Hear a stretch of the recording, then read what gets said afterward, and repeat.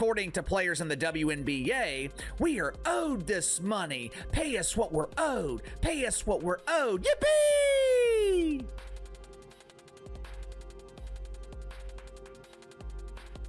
The only thing WNBA players are thinking about is getting paid now. They're not thinking about the future. They're not thinking about the long-term viability of the league. They're not thinking about what happens if this sudden increase in growth is not sustainable. What if I told you that Caitlin Clark isn't just being targeted on the court? She's being systematically used as a weapon by WNBA veterans to destroy the very league that made her famous. The evidence I've uncovered reveals a calculated betrayal, so sophisticated it makes Game of Thrones look like amateur hour.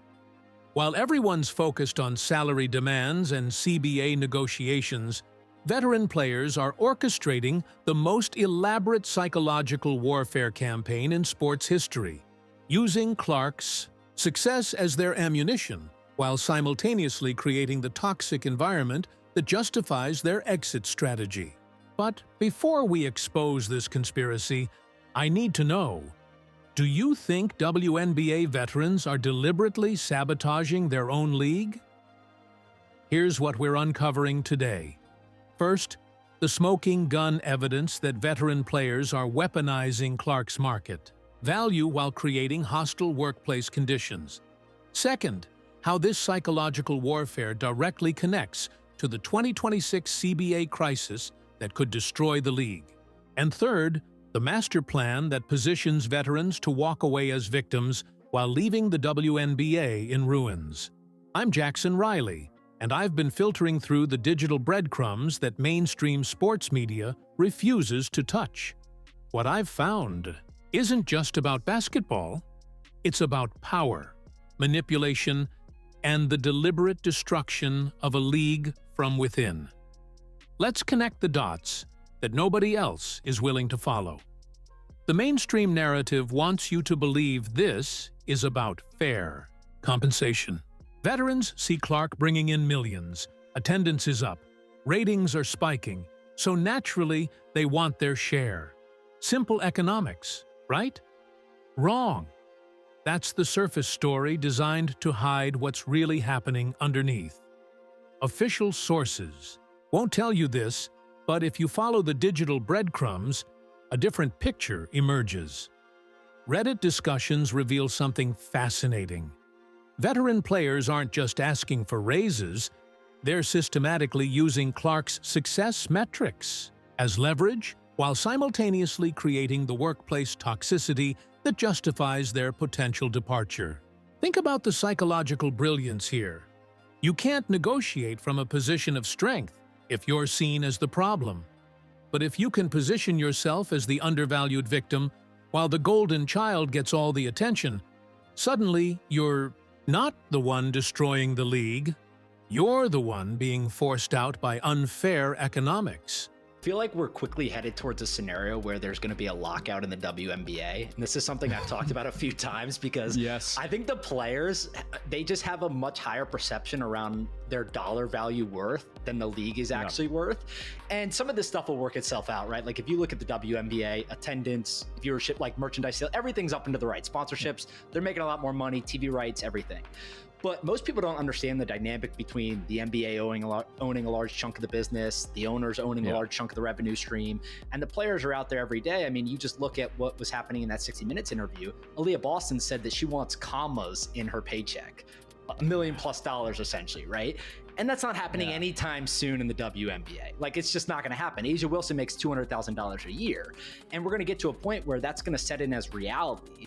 And I think the players are going to have a really hard time dealing with that because they're going on the road and they're seeing these sold out arenas. But the economics of the league just don't give that opportunity to them. Here's where it gets really sophisticated. The temperature of the online conversation suggests veteran players understand something that mainstream analysis completely misses. Clark isn't just their biggest asset, she's their perfect scapegoat. Her success creates the financial justification for massive salary demands, but her treatment also creates the victim narrative they need if negotiations fail. I've been tracking social media patterns, and the timing is too perfect to be coincidental. Every major salary negotiation leak coincides with increased targeting of Clark on the court. Every hostile interview or subtle dig happens right before CBA talking points hit the media cycle. This isn't random veteran frustration. This is coordinated psychological warfare. But the story doesn't end there. The investigation gets much more troubling when you realize how this connects to the 2026 crisis timeline. As you guys know, negotiations have essentially stalled for a new collective bargaining agreement in the WNBA. For the first time ever, WNBA players think they have leverage. Key word, think. Now, in their defense, they do have leverage in the short term. The problem is, if this short-term leverage is used and the 2026 WNBA season is canceled, it could have devastating long-term impacts on pretend basketball. Let me break down what they missed in that analysis. Yes, CBA negotiations have stalled, and yes, players think they have leverage. But here's the angle nobody's covering. Veteran players want these negotiations to fail. They're not trying to save the WNBA, they're positioning themselves for its controlled demolition. The signals point to a calculated strategy where veterans use Clark's market impact to justify impossible salary demands, knowing the league can't afford them. When negotiations inevitably collapse, they become the victims of an unfair system rather than the architects of its destruction. Meanwhile, Clark becomes the poster child for why the league failed its players. It's the perfect crime. Use the golden goose to justify demands that kill the farm, then blame the farm for not feeding the goose properly. If this investigation is opening your eyes to something bigger, hit that like button because we're just getting started, and the evidence gets even more damning.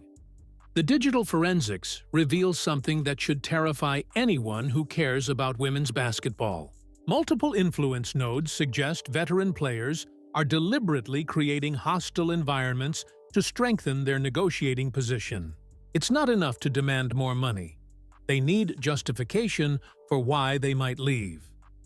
Reading the signals from social media, forum discussions, and leaked conversations, there's a consistent pattern. Veteran players position every interaction, with Clark as evidence of systemic problems. Hard fouls become sending a message about respect. Passive-aggressive comments become holding rookies accountable. The rookie hazing becomes teaching league culture. But here's what the other channels won't tell you. This isn't traditional veteran leadership. This is strategic victimization designed to create exit narratives.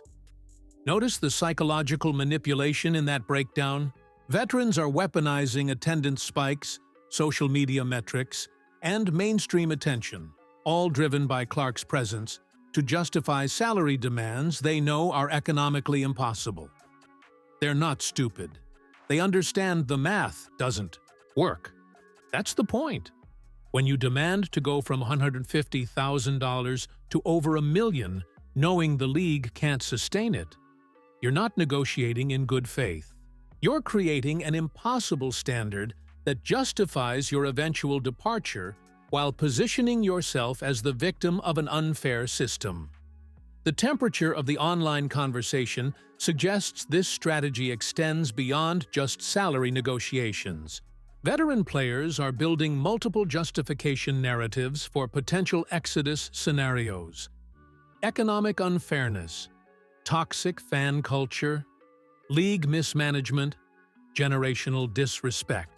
Each angle provides a different escape route that preserves their reputation while destroying the league's credibility. But wait, it gets worse. The investigation reveals how this psychological warfare directly connects to alternative opportunities that most analysts are completely ignoring. Following the digital breadcrumbs through industry sources and social media intelligence, the unrivaled connection isn't just about better pay. It's about strategic positioning for the post-WNBA landscape. Okay, now let's get into rumor territory. Nothing is officially confirmed, but the online chatter is too loud to ignore. The signals suggest veteran players aren't just considering unrivaled as an alternative. They're actively positioning it as the moral choice: better pay, shorter seasons, player ownership, less toxic fan culture. Every complaint about the WNBA becomes a selling point for the competing league. Here's the killer insight that nobody else is investigating. What if the hostile treatment of Clark isn't just about veteran frustration?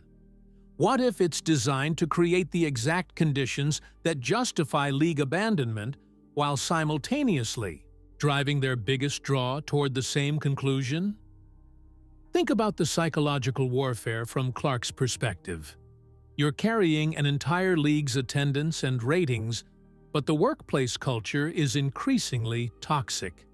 Your veteran teammates use your success to justify impossible salary demands, then blame you when those demands aren't met. The fan culture becomes more polarized. The media narrative becomes more contentious.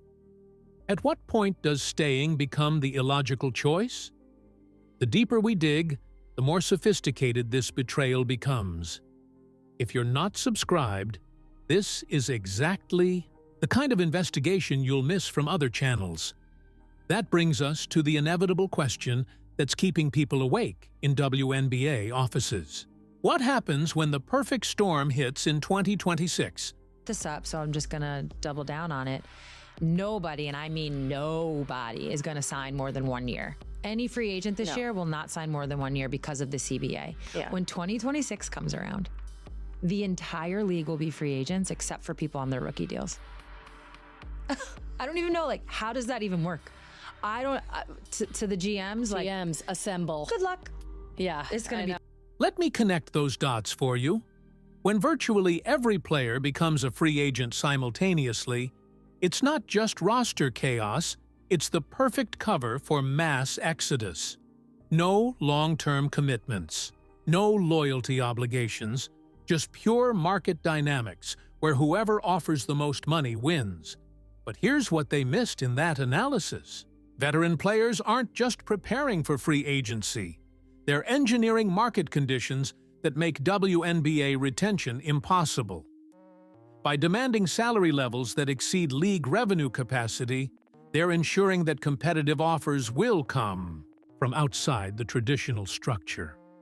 The temperature of the online conversation suggests this is exactly the scenario veteran players want.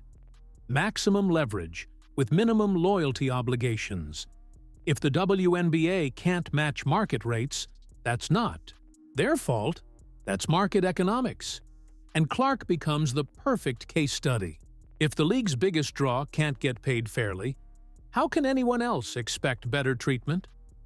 The investigation reveals something even more troubling when you analyze the social media patterns around veteran player messaging. Reading the signals from TikTok, Twitter, and Reddit discussions, there's a coordinated narrative campaign positioning WNBA culture as fundamentally toxic. Not specific incidents or isolated problems, but systemic toxicity that can't be reformed, only escaped. Official sources won't tell you this, but if you follow the digital breadcrumbs, veteran players are actively participating in content that damages league reputation. They're not just frustrated employees, they're contributing to the toxic narrative that justifies their potential departure. The viral patterns around WNBA culture as toxic content are being amplified by the very players who benefit from league success. That's not accidental. That's strategic reputation management designed to create exit justification. But the investigation gets even more sophisticated when you realize how this connects to media manipulation and cultural warfare tactics. Conservative media figures are weaponizing Clark's treatment for broader cultural narratives. But here's what nobody's investigating. Veteran players are providing the ammunition. Every incident, every passive-aggressive comment, every example of toxic culture becomes content for voices that want to see the league fail.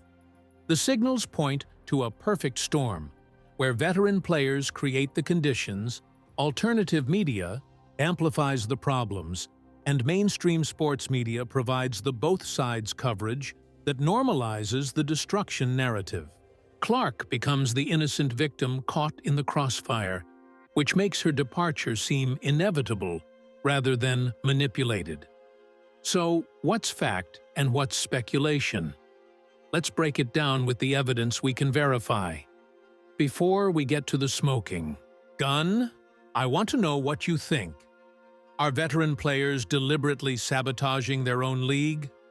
Here's what we know for certain. WNBA-CBA negotiations have stalled with an October 2025 expiration date. Veterans are demanding salary increases that exceed current league revenue models. Clark's economic impact drives most of the metrics being used to justify those demands. Alternative leagues like Unrivaled are offering significantly higher compensation for shorter seasons. What the investigation suggests goes far beyond those surface facts. The digital breadcrumbs point to a coordinated strategy where veteran players use Clark's success to justify impossible demands while creating workplace conditions that justify potential departure. The psychological warfare isn't random frustration. It's calculated positioning for post-WNBA careers. The temperature of the online conversation indicates veteran players understand something that mainstream analysis completely misses. The sector.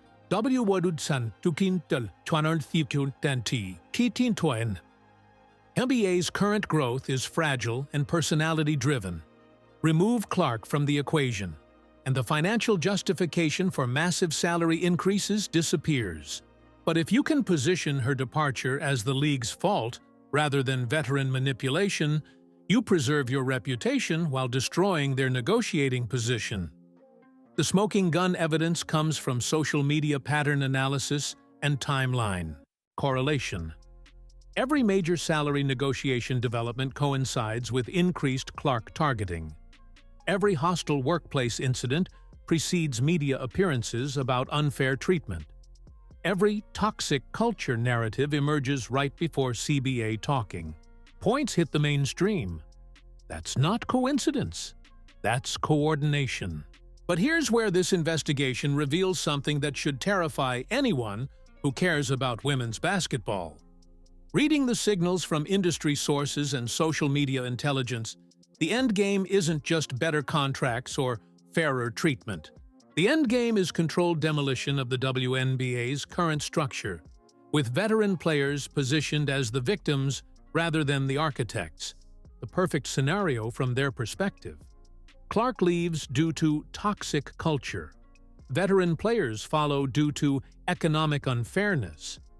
Unrivaled becomes the moral alternative, and the WNBA becomes a cautionary tale about league mismanagement, rather than player manipulation.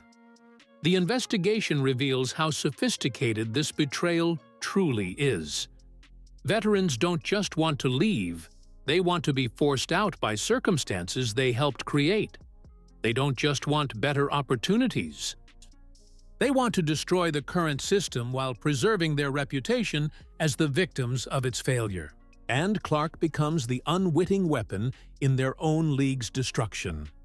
The digital forensics reveal one final piece of evidence that confirms the systematic nature of this betrayal. I feel like we're quickly headed towards a scenario where there's going to be a lockout in the WNBA. And this is something I've talked about a few times because I think the players, they just have a much higher perception around their dollar value worth than the league is actually worth. And some of this stuff will work itself out, right? Like if you look at the WNBA, attendance, viewership, like merchandise sale, everything's up and to the right. Sponsorships, they're making a lot more money, TV rights, everything. But most people don't understand the dynamic between the NBA owning a large chunk of the business, the owners owning a large chunk of the revenue stream, and the players are out there every day. I mean, you just look at what was happening in that 60 Minutes interview. Aaliyah Boston said that she wants commas in her paycheck. $1 million+ essentially, right? And that's not happening anytime soon in the WNBA. Like, it's just not going to happen. A'ja Wilson makes $200,000 a year. And we're going to get to a point where that's going to set in as reality. And I think the players are going to have a really hard time dealing with that because they're going on the road and they're seeing these sold out arenas. But the economics of the league just don't give that opportunity to them. Notice how that analysis focuses on league economics and player expectations, but completely misses the psychological warfare component? That's deliberate. Mainstream coverage treats this as economic negotiation rather than coordinated demolition, because the truth is too uncomfortable to acknowledge. Veteran players aren't just frustrated with their compensation. They're systematically undermining their own league's stability while using Clark's success as justification for demands they know will destroy the financial model.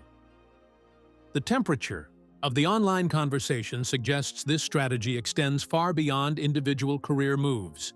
This is about fundamentally reshaping women's professional basketball, with veterans positioned as the righteous reformers rather than the saboteurs of the existing system. But here's the killer question that nobody else is asking. What happens if this strategy works? If veteran players succeed in destroying WNBA credibility while positioning themselves as victims, they don't just get better contracts elsewhere, they get to rewrite the history of why the league failed. Clark becomes the symbol of wasted potential rather than veteran manipulation. The WNBA becomes the cautionary tale about treating players unfairly rather than the victim of coordinated betrayal. And the next generation of women's basketball gets built on the foundation of that lie. Following the digital breadcrumbs to their logical conclusion, this isn't just about basketball or money or fairness. This is about power, control, and the deliberate destruction of an institution from within. Veterans are using Clark as both the weapon and the justification for tearing down the very system that created their platform. The investigation reveals a level of sophisticated psychological warfare that should make every sports fan question what they think they know about labor negotiations and player movements. So here's my question for you. Now that you've seen the evidence, can you ever watch WNBA veteran interactions with Clark the same way? Can you ignore the timing of hostile incidents and negotiation leaks? Can you pretend this is just about fair compensation when the patterns suggest something much more calculated? If this investigation opened your eyes to the psychological warfare happening in plain sight, smash that like button and subscribe, because this story is far from over. The 2026 crisis is approaching, and the evidence suggests veteran players are already positioning themselves for the controlled demolition of everything Clark helped build. The mainstream media won't investigate this angle because it's too uncomfortable to acknowledge that players might deliberately sabotage their own league. Other sports channels won't connect these dots because it challenges the narrative of simple economic justice. But that's exactly why we need to keep following the digital breadcrumbs. Someone has to expose the sophisticated betrayal happening behind the scenes before it's too late to save women's basketball from its own players. What's your theory about veteran player motivations? Do you think they're deliberately creating chaos to justify their exit strategy? The Digital Detective. Work continues, and the 2026 deadline is approaching faster than anyone wants to admit.